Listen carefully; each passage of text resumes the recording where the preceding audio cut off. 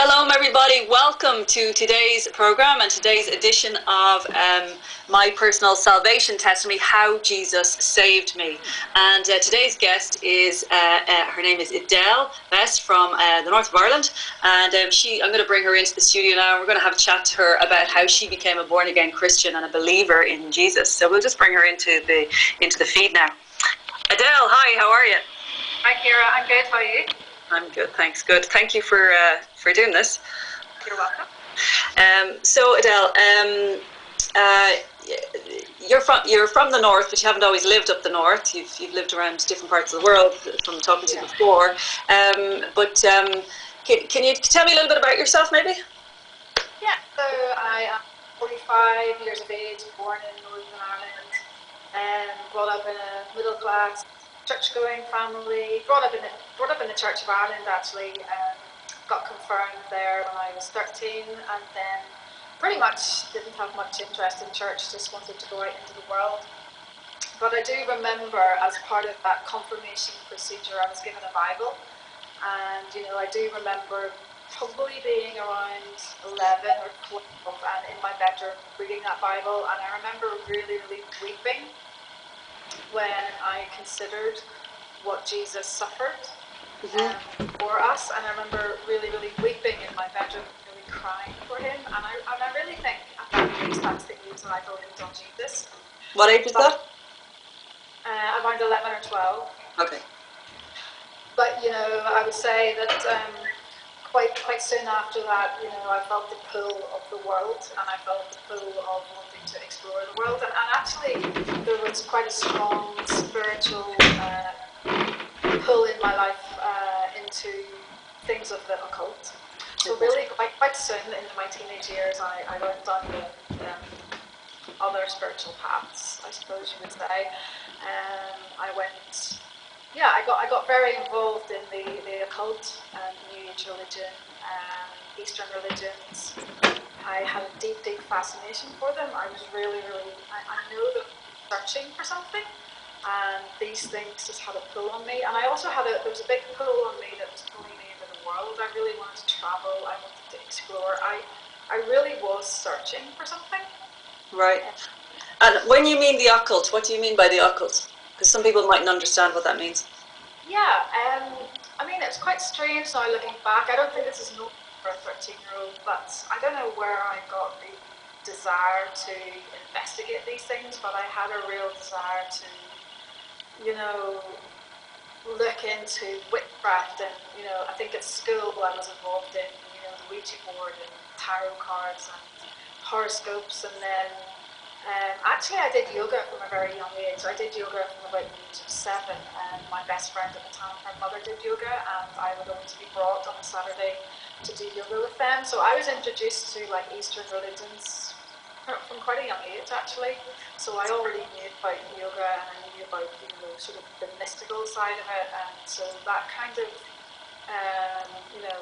the mystery of other religions and pathways I'm very interested in, because I was always kind of searching, I think, from a young age. Right, and your mother didn't know about the dangers of yoga, I suppose, at that age? No, she didn't know, and actually neither did the mother of the child who I was friendly with.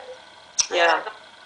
She had quite a lot of health problems, actually. She had very bad asthma, and she had very bad eczema. Right. And I don't think her mother thought that this was an alternative therapy that would help her, but that's where I got introduced to yoga. Yeah. Wow, so young. Okay, and tell us a little bit about your life then. Where did it progress from there? How did it move on? Yeah, well, brought up in a middle class family, did very well at school. I was always quite a high achiever, quite good at sports, a good all-rounder, quite popular, had lots of friends. I was very into music. I did the usual. Went to sixth form, did your A-levels, and it was kind of expected, that you would go on to university. That was just kind of expected. And it was kind of like a pathway had been laid out for me that, I'd probably go into do law or some other kind of professional endeavour. Mm-hmm.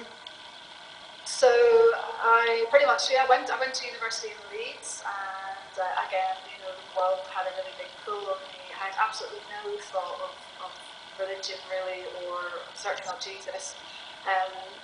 I did the usual things that people do at university. I worked hard, I partied hard, but you know, even like right through my teenage years, I had dabbled quite a lot in drug taking and partying and living to quite excessive partying lifestyle. Yeah, that was normal for me as well.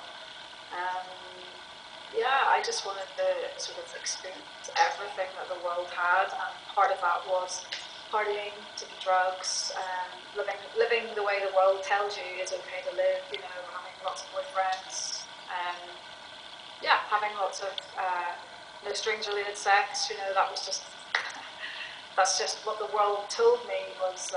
The world told me that was an okay way to live, and actually, as a young woman, that would be empowering. You know, that the world told me that. Sorry, that's a buzzer there at my door. I'll just ignore it there. Go ahead, yeah.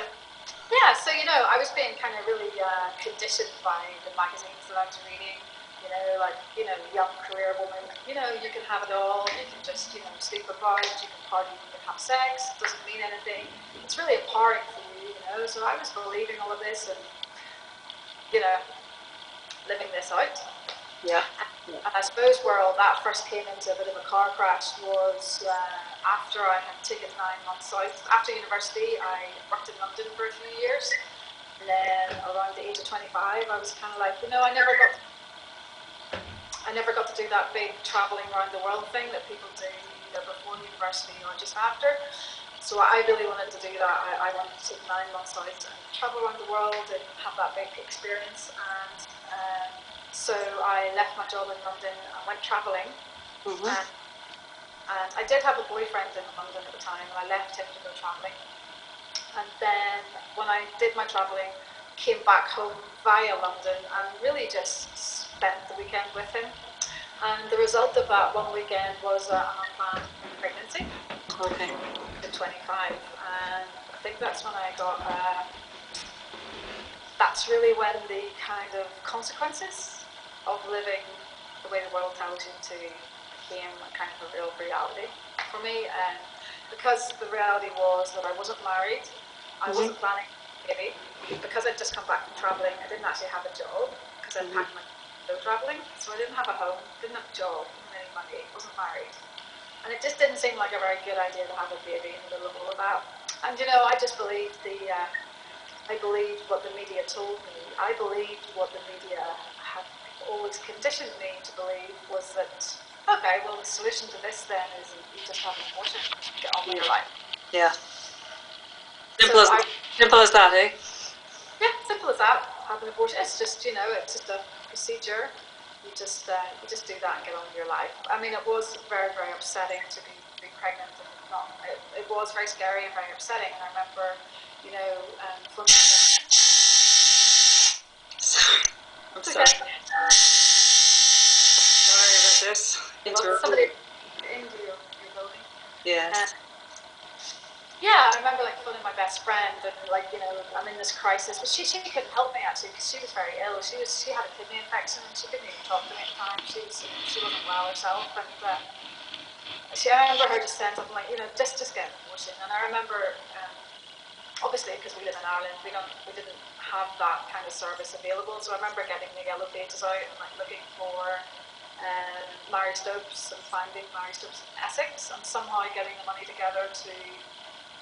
I think I got a plane flight over, I can't remember, it's all a bit of a haze. It was, you know, about 20 years ago now. But yeah, basically I decided that this was the solution to my problem. So I got on the plane, went over to went over to England, Essex, and my boyfriend, who was the father of the baby, picked me up from the airport. And I remember, you know, basically that's what we were going to do that weekend, you know, we were going to have that was just going to be it. I don't think he was very happy about the decision that I had made, but I think he just wanted to support me. Yeah. But I always wonder now, like after all these years, you know, how is he with that decision now? Like, how has it affected? Because I didn't keep in touch with him, so I don't know how it really impacted him. yeah, yeah, yeah.